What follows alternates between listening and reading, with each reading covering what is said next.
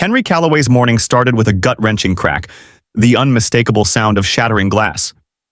He rushed outside, coffee still steaming in his trembling hands, only to freeze at the sight before him.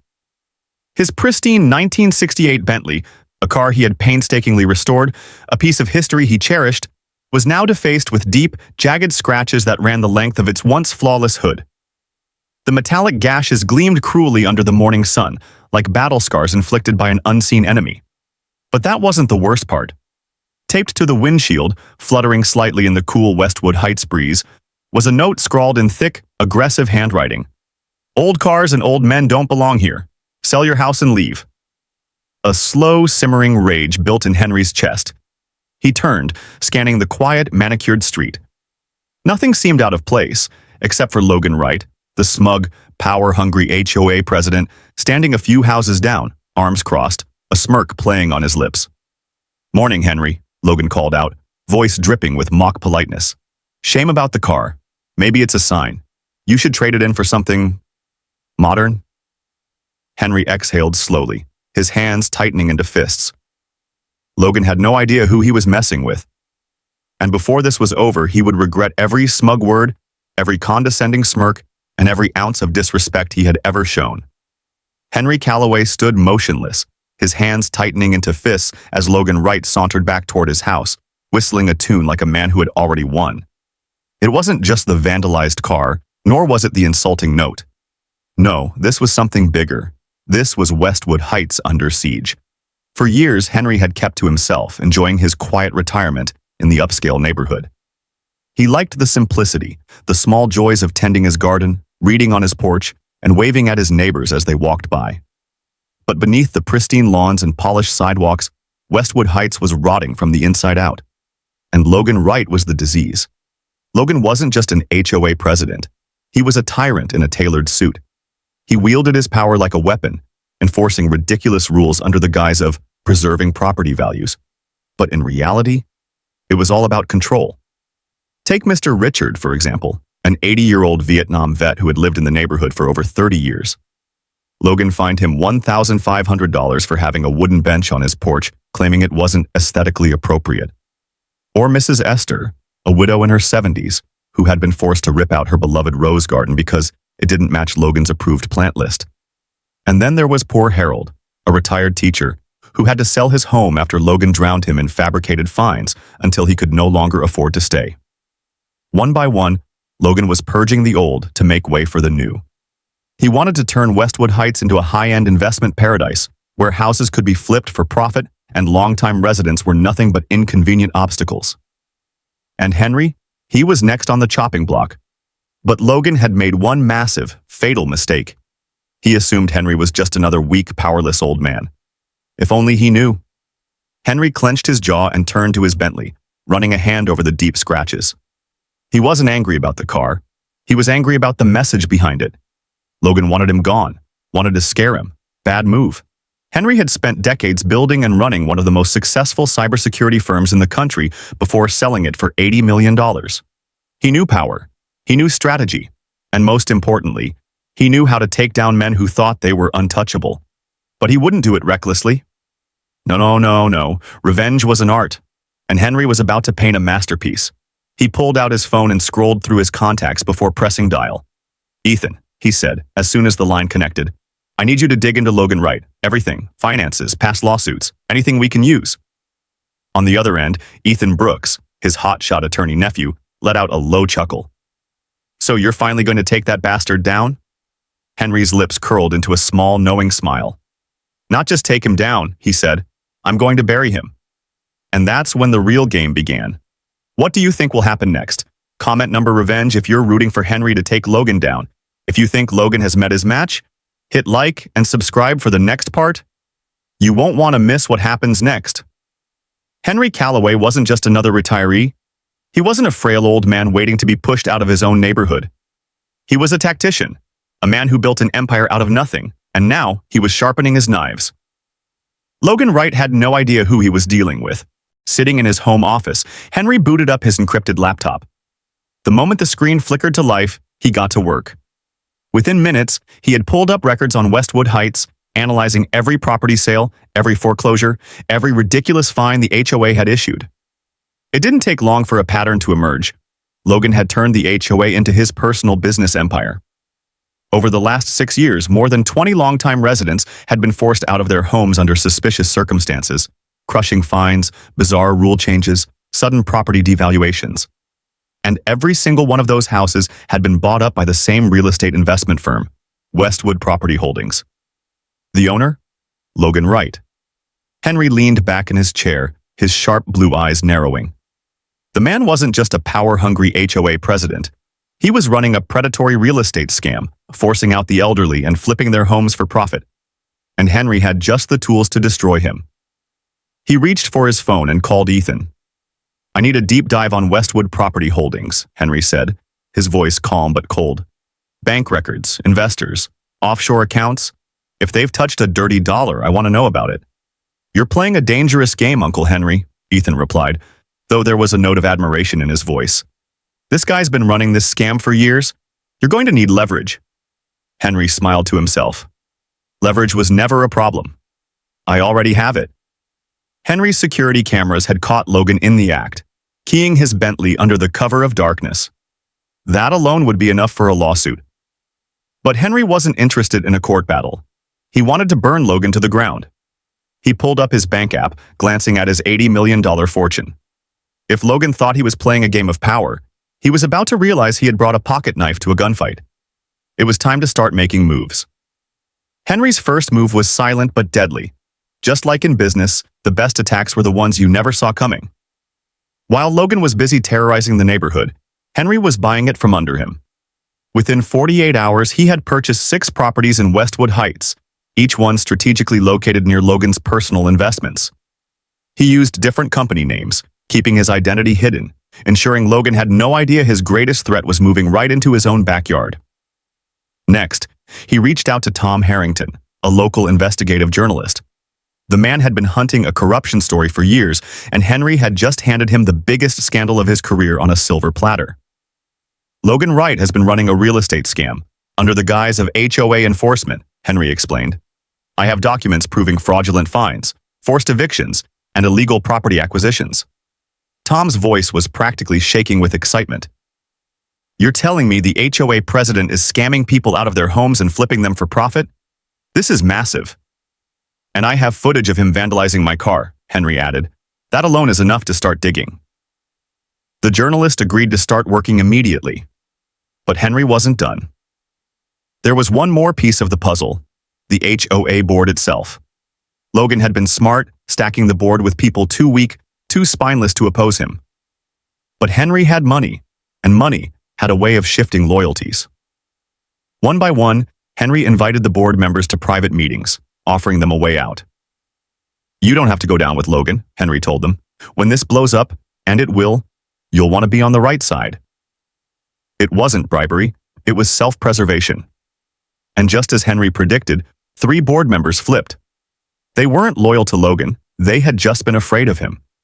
But now, they were more afraid of Henry. By the end of the week, Logan's foundation was crumbling from the inside. The final move came with a single letter, delivered directly to Logan's doorstep. Inside was a printout of the evidence Henry had compiled, along with a note typed in bold letters. "I know everything." Henry didn't sign his name. He didn't have to, because this was only the beginning. Logan Wright had always believed himself to be untouchable. He had spent years building his little empire, using fear and intimidation to bend people to his will. But tonight would be different. The monthly HOA meeting was packed. More residents than usual had shown up, sensing that something big was about to happen. Henry Calloway sat quietly in the back, arms crossed, a small smirk playing at the corner of his lips. Logan strutted into the room, his confidence on full display. He tapped his clipboard against the podium, signaling for silence. "Let's get started," he said, his voice dripping with authority. "First order of business, some concerning violations that must be addressed." He clicked a remote, and a large screen behind him lit up, displaying photos of Henry's scratched Bentley. Henry raised an eyebrow. He knew exactly where this was going. "As you can see," Logan continued, "certain residents have failed to maintain the aesthetic integrity of our community. This vehicle, for example, has fallen into disrepair, bringing down property values. Mr. Calloway, as per HOA regulations, you will be fined $2,500, effective immediately. A murmur rippled through the crowd. Henry remained silent. Logan smirked. He thought he had won. And then Henry stood up. "Actually, Logan," he said smoothly, pulling a USB drive from his pocket. "Before we move forward, I'd like to present some evidence of my own." He walked up to the front and handed the USB to Tom Chen, the neighborhood's IT expert. Within seconds, the screen behind Logan changed. And suddenly, the entire room was watching a crystal-clear video of Logan keying Henry's Bentley at 2 a.m. Gasps filled the room. Logan's face drained of color. "What the hell is this?" he snapped. "Oh, just a little footage from my security cameras," Henry replied, his voice light but laced with steel. And then came the next video. And the next. Clip after clip showed Logan vandalizing other properties, removing garden gnomes, tearing down Christmas decorations, even slashing an elderly neighbor's car tires. Each crime worse than the last. The residents of Westwood Heights weren't murmuring anymore. They were furious. Logan's mask cracked. His authority, the thing he had built his entire power on, was slipping right through his fingers. "Ladies and gentlemen," Henry continued, not taking his eyes off Logan, "I move for an immediate vote of no confidence in Logan Wright as HOA president." For the first time in years, Logan had lost control. And Henry was just getting started. Logan was reeling. He turned toward his board members expecting loyalty, but found only silence. The very people he had bullied, manipulated, and strong-armed for years were now looking at him like a dead man walking. This is ridiculous," Logan stammered, trying to recover. This doesn't prove anything. It's all fake. Doctored footage." Henry merely smiled. "Oh?" he said. "Then perhaps you'd like to explain the financial records my lawyer uncovered?" Another click of the mouse, and suddenly, the screen changed to bank statements. Large, unexplained withdrawals from the HOA's accounts, transfers to offshore holdings, tens of thousands of dollars missing, funneled into Logan's personal accounts. Logan took a step back. His breath came out ragged.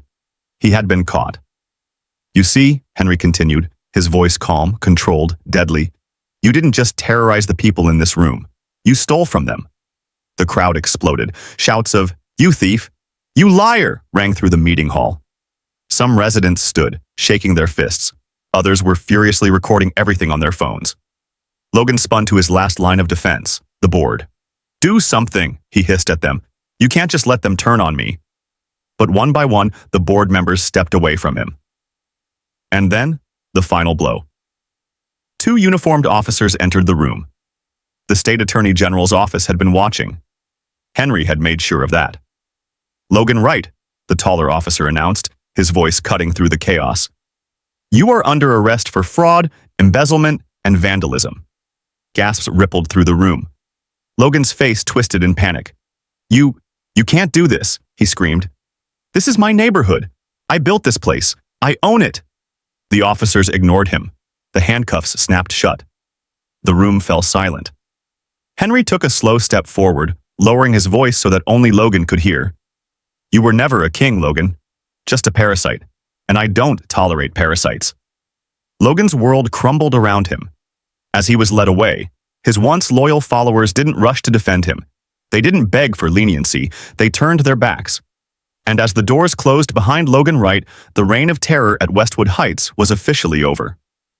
The moment Logan Wright was dragged out of the community center in handcuffs, Westwood Heights exhaled. For years, the neighborhood had lived under his suffocating rule, bending to his whims, paying fines for imaginary infractions, and fearing the next HOA meeting like it was a courtroom sentencing. But now the storm had passed. But Henry Calloway knew the real work was just beginning. The very next morning, Henry stood on his porch, sipping a fresh cup of coffee, watching as something remarkable happened. People, real, ordinary people, were coming together in a way they hadn't in years. Mr. Richard, the elderly veteran Logan had fined into near bankruptcy, was outside repainting his porch bench, bright, rebellious red. Mrs. Esther was kneeling in the dirt, replanting the roses Logan had once forced her to rip out. And the Collins family. Their kids were playing basketball again, the very hoop Logan had once ordered to be dismantled for violating community aesthetics. But it wasn't just about small victories. It was about taking back control. Henry didn't waste time. With Logan gone, the HOA board members who had turned against him were more than eager to cooperate. Within a week, the neighborhood bylaws were reviewed, rewritten, and stripped of every single petty, oppressive rule Logan had put in place. No more pointless fines. No more ridiculous aesthetic restrictions. No more fear. And then came the best part. Henry had uncovered something far bigger than Logan's corruption. The investigation into Logan's fraudulent activities had led to an even larger real estate scandal. As it turned out, Logan wasn't just profiting from HOA fines. He had been colluding with predatory developers, forcing residents to sell their homes below market value before flipping them for massive profits. And now, every single property Logan had stolen was being legally contested. With the help of Ethan, his lawyer nephew, Henry spearheaded a community legal fund, money that would be used to help families who had been wrongfully forced out of Westwood Heights reclaim their homes. And within months, the results were undeniable. Families started returning. Property values, ironically, the very thing Logan had claimed to protect, skyrocketed under Henry's leadership. Not because of artificial rules or oppressive control, but because people finally wanted to live here again. One afternoon, Henry walked past the community garden, where neighbors had gathered to plant new flowers, vegetables, and trees, a symbol of everything Westwood Heights had survived. Tom, the IT expert who had helped expose Logan, turned to Henry with a grin. "You really turned this place around, old man." Henry smirked. "Not bad for a guy who was told he didn't belong here, huh?" Westwood Heights was no longer a kingdom ruled by fear. It was a home again. 8. A neighborhood reborn. The legacy of Henry Calloway. The transformation of Westwood Heights was nothing short of remarkable. Where fear and control had once reigned, freedom and unity now flourished. The oppressive bylaws were gone. The unfair fines and citations were erased. And most importantly, the people who had been bullied, threatened, and wrongfully displaced were returning home. Henry Calloway stood at the heart of it all, watching with quiet satisfaction as the neighborhood took its first breath of real independence. The once empty community center was now buzzing with life. Weekend farmers markets, kids' art workshops, barbecues, and town meetings that actually mattered. No more staged votes, no more intimidation. This was what a real community looked like. But Henry? He wasn't done yet. The final blow to Logan Wright. While Logan was rotting away in a prison cell, his legacy of corruption still lingered. Some of the real estate deals he had made were still tangled in legal battles, and Henry had one final card to play. One afternoon, he gathered the residents for a special announcement. As they settled in, Henry pulled out a large brown envelope and held it up. "This," he said, voice steady, "is the final nail in Logan Wright's coffin." He pulled out a stack of legal documents and handed them to Ethan, his lawyer nephew. These papers officially transfer ownership of every property Logan stole back to its rightful owners. The room erupted in cheers. People hugged, some even wiped away tears. Families who thought they had lost everything now had a home again. And then, with a smirk, Henry pulled out one last letter.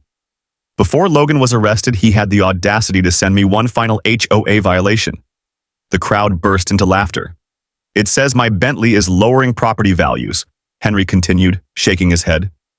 "Well, I'm happy to report that since Logan's arrest, property values in Westwood Heights have gone up 32%. More cheers. Henry turned the letter over and signed his name at the bottom.